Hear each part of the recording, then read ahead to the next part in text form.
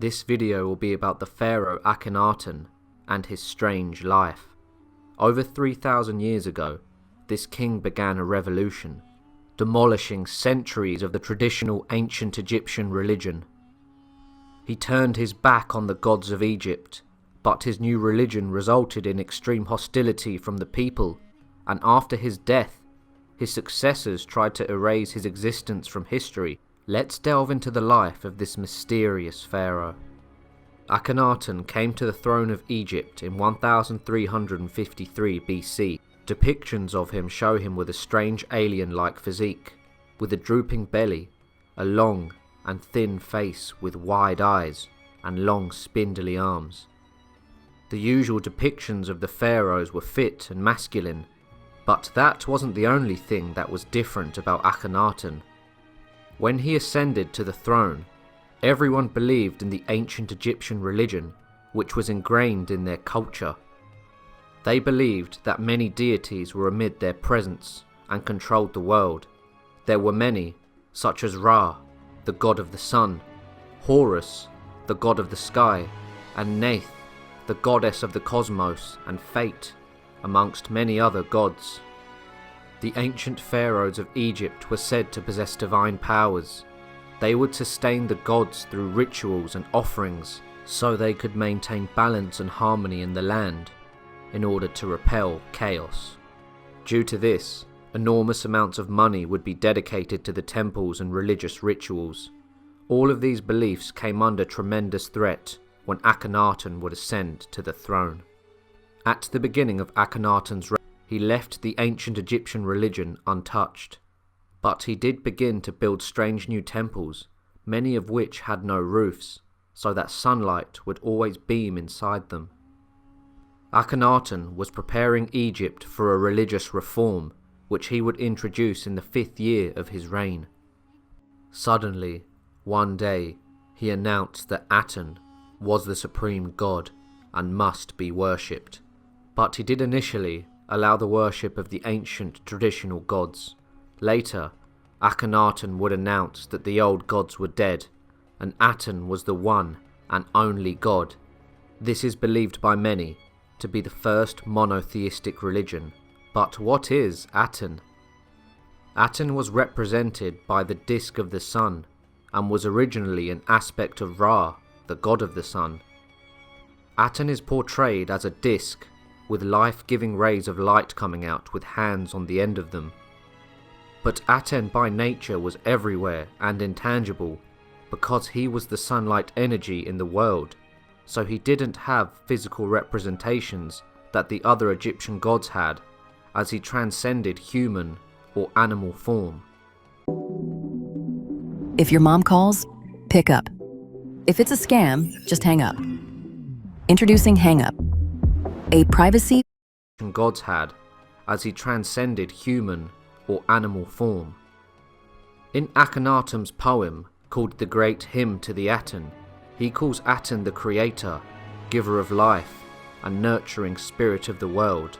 In the poem, it also reflects Aten's love for humanity. It says, Aten bends low, near the earth, to watch over his creation. He takes his place in the sky for the same purpose.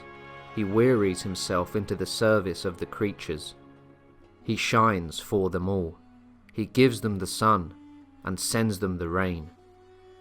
The unborn child and the baby chick are cared for, and Akhenaten asks his divine father to lift up the creatures for his sake, so that they might aspire to the condition of perfection of his father Aten.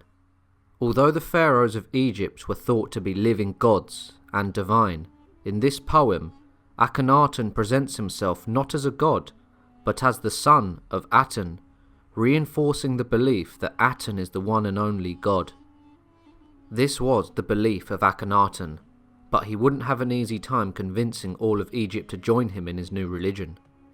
Initially, Akhenaten presented Aten to the Egyptian people as a variant of the supreme deity Amun-Ra, so that they could somewhat relate to what he was saying. But soon enough, all idols depicting Aten were banned and destroyed, as the unseen spirit of Aten could not be represented with anything created by man. During this time, Akhenaten began destroying and defacing the temples of the ancient Egyptian gods and disbanded their priesthoods. Soon enough, Akhenaten also began to build a new capital city. Today, it is known as Amarna.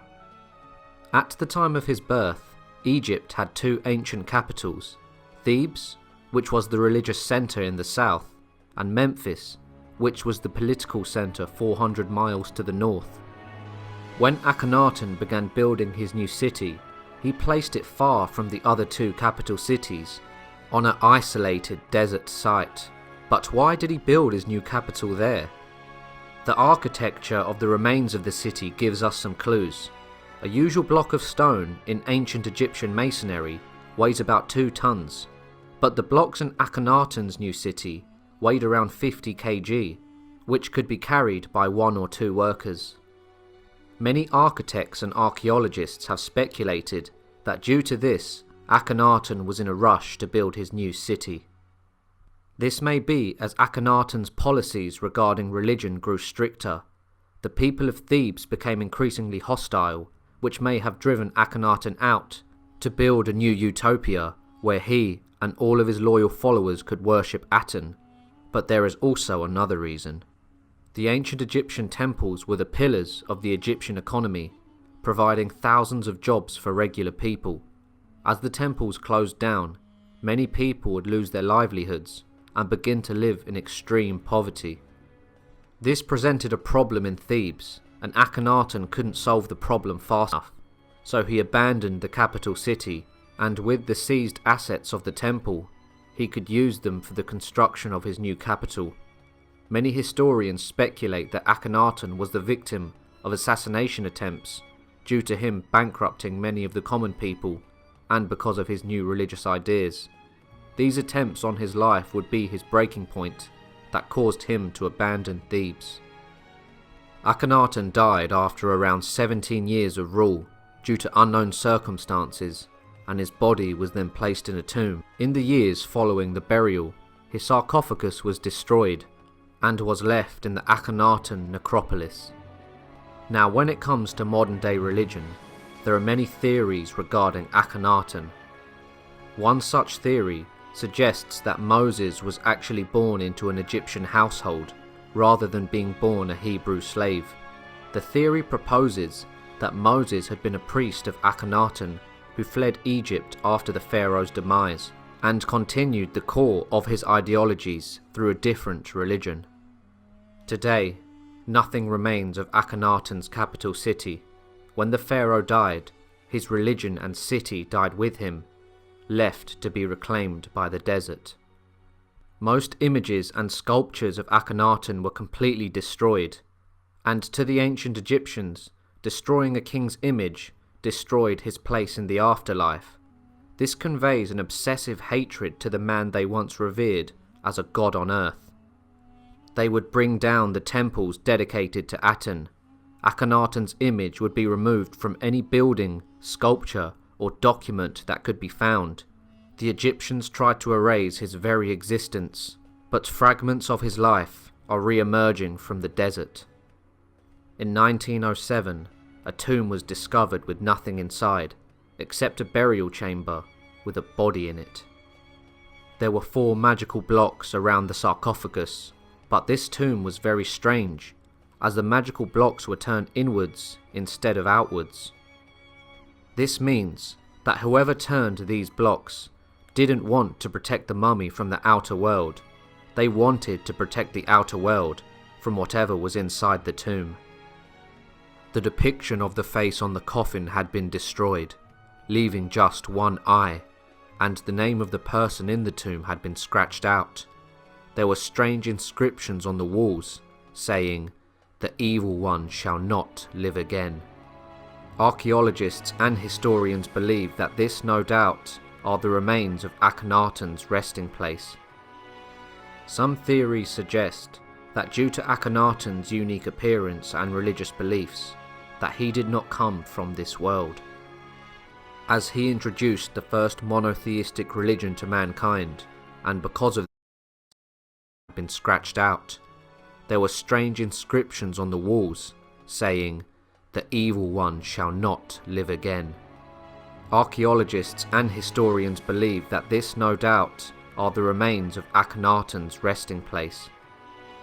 Some theories suggest that due to Akhenaten's unique appearance and religious beliefs, that he did not come from this world, as he introduced the first monotheistic religion to mankind, and because of this was shunned and erased from history.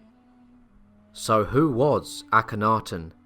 Let me know your thoughts in the comment sections down below. If you enjoyed the video, make sure to like, subscribe and share, and I'll see you all soon for another history profile.